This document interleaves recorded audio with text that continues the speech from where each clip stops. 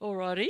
So train journeys. Now, I love them, and I've just done a Rail Plus trip in Europe from Amsterdam to Paris, which was 3 hours, which was very comfortable, and then Paris to Rome, which was about 11 hours.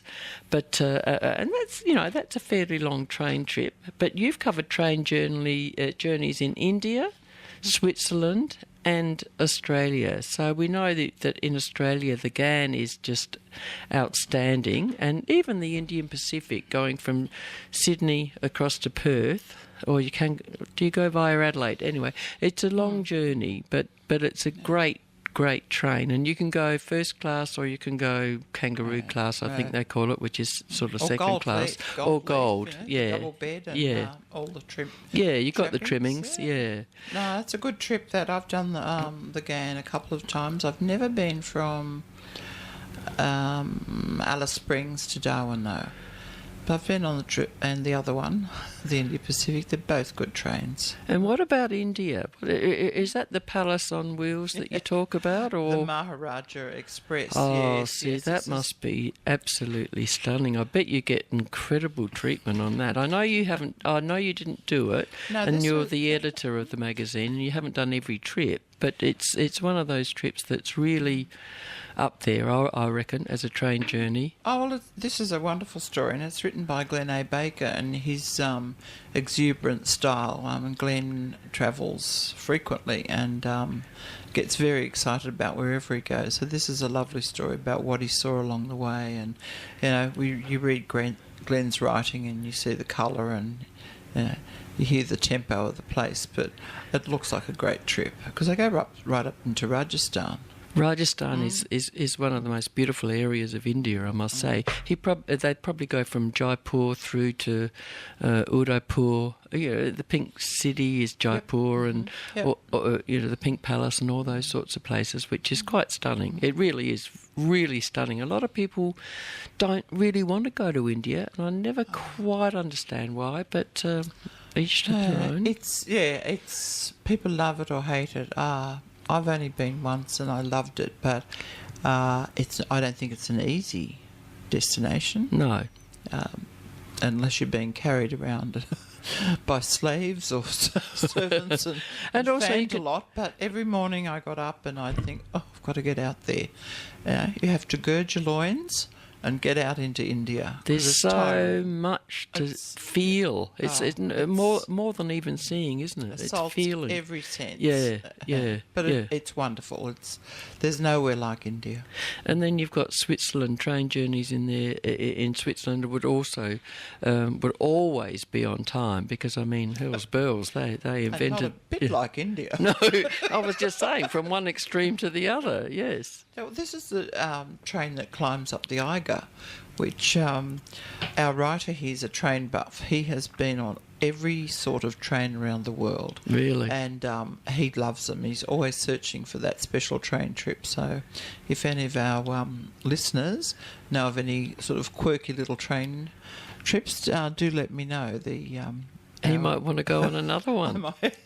But this climbs right up through the mountains. It's just wonderful. So... yeah. And it was on time. Oh, wonderful. Okay, I'm Pamela Wrtight. This is Armchair Traveller on Eastside Radio 89.7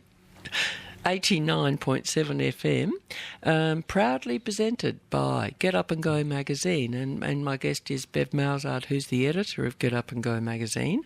We've both got croaky voices, which is a bit of a shame, but we're still talking about travelling and going to some of the best places in the world.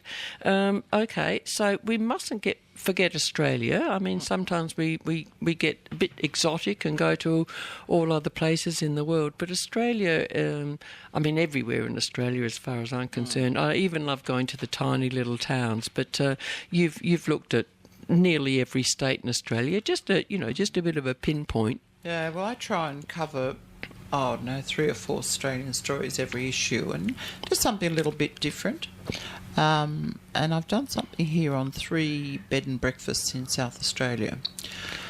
Back, I think South Australia was the first state to the accreditation of B&Bs. Was it? Like before that, you could have an old room out the back and throw a flannel on the bed and Put a couple of pillows and on, yeah. call it a bed and breakfast. But that was the first state for accreditation, so they set a very good, a clear standard for everyone else. So there's not many places you'd go to in South Australia that weren't really top notch, but mine were all a bit different. One was up in the Clare Valley. It was called Thorn Park by the Vines. Oh, is that near? Is that Thorn Park? Is that the same one that used to be? Oh no, not Thorn Grove. Is that? That's another one. Okay, That's another yeah. direction. But this is it's only a few years old. Beautiful home, 3 bedrooms only, lovely kitchen, elegant sitting rooms, just wonderful. So that was that experience. Then we rocked down to where's that other place? Oh. Picnic at Hanging Rock, Martindale Hall. Oh, Martindale Hall. Yeah, well, yes, exactly. Yeah. Which is just lovely. It's just sort of kind of sitting out there, very stark, and it's got some very interesting history to it. And the funny thing was, a couple of weeks beforehand, because Picnic at Hanging Rock's kind of a cerebral image for us all, the history of it. Well, I had seen somebody on, I think it was Australian Housewife Swap or something on a bit of my trashy TV, and the wives were running up the stairs to talk to each other, and I thought, I know that building, and it was Martindale Hall. And it's a good looking building. Oh, I mean, lovely. it is. It's not far from the Clare Valley, and obviously there for the wineries and all that It's sort of lovely. thing. Yeah. And all the rooms have been kept fairly traditional. You can have private dinners in the library there. It's really lovely. Nice people looking after it. And the third one was the old fire station in Adelaide, and that's just 2 apartments. And damn, the bottom one wasn't available, and that's actually got a fire engine in it. Oh. So I missed out on sleeping next to a But fire isn't that engine. interesting that you go and that you go and see those little B&Bs? I think they're fantastic. It depends how they run them, but they can be beautifully historic and also a real delight to stay in, can't they? I really like them. I mean, occasionally you come across, you make a mistake. Some daggy ones, yeah. Yeah, daggy, Yeah.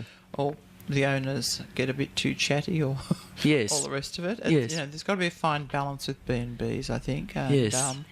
but I think it's a lovely way to meet people. And I've got friends who've just come back from Cuba, and they stayed in B&Bs there mostly, in guest houses. Did they call them B&Bs there? Probably not, but overnighters or something. Yeah. And they loved it. They said they had good food, they met great people, they knew they were contributing to their economy, whereas they stayed at the bigger hotels for a couple of days where the food was crook. And so it's a nice way to get to meet people. Maybe we should look into a few more B&Bs because they really, I mean, they're very, very strong in England, particularly, aren't they? Yeah. I think they were the forerunners of someone. Well, it's like the old-fashioned inns, wasn't it? But someone had a room in their house, and then it's developed from there on. Yes, exactly.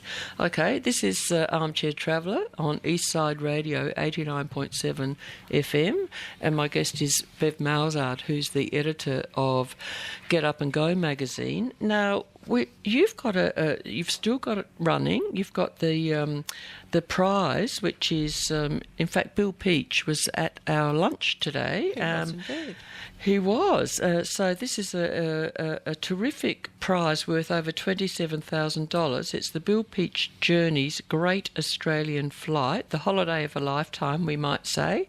Competition closes on 30th of September, and you can enter by visiting www.getupandgo.net.au. But just tell us a little bit about the prize. Oh, this is a wonderful prize. I've done part of this trip, and I'll never forget it. I picked up the flight in Darwin. So you've almost got your own private plane. We went on a Dash 8. It's only about 30 of us. Yep. We had not a hostess, but a woman who was with us all the time, and our pilot and co-pilot. So it was a nice group. And we flew from Darwin. This was after having a couple of lovely nights there. We went out on the harbour. It's five-star all the way. And we flew to Kununurra, which is a little rough and ready, but interesting. We stayed at a very nice motel there, and that's where it's on the edge of the mining boom, so you can see that there's money coming into town. Yes. We're on the Ord River. We did some Argyle Diamond Centre. Oh no, they were just falling out of the sky. Yeah. Oh, not another diamond. Yeah, it gets a bit much. Oh God, then we flew to Broome, but the main thing is, in a Dash 8 you're flying fairly low, not low to the ground, but you can see all the landscape, and it's so extraordinary. And I wonder how low you are surprising. flying. You probably can go down to about 5,000 with I'd say so. with permission. Yeah, I'd say so, because we 5,000 feet, that is. Yeah. inches. I thought we were low. No, it's wonderful, just wonderful. And when we flew into Broome, we stayed at Cable Beach, and so it was luxury all the way. Wonderful. Okay, so does anybody who wants to enter into this competition by going to www.getupandgo.net.au have to do anything? Obviously, they have to buy a magazine. Do they have to do anything more? Or They can just, as long as they put their 25 words in, Right. why they think they should go, or why they deserve this marvellous trip. And it's anybody's, really. Okay. Okay. Well, that sounds pretty damn good. And so you'll be the judge. Yes. And closes 30th of September. Yeah. So we've got. So this is so is this the last issue before that comes out? Yes. We Okay. This is the normally run- spring issue. Yeah. No, it's in this winter issue. So it finishes when the spring issue is about to spring into action. Okay. So just remember that www.getupandgo.net.au, or if you're interested in just ringing and finding out about it, you can ring 8264 4444. Well, look, we've had a good time chatting. I'm sure there's much more about the magazine than we can talk about, but it's now out in the newsagents. Get Up and Go. So it's available for subscription. Yep. So just get in touch with those numbers, or getupandgo.net.au. Bev, thanks a lot for coming in. Bev Malzard's the editor of Get Up and Go, and we've had a good chat about things, and I think that both of us better decide to get our act together and go to Abu Dhabi. Oh no, I'm off there right now. Thanks for having me, Pamela. Pleasure, Bev.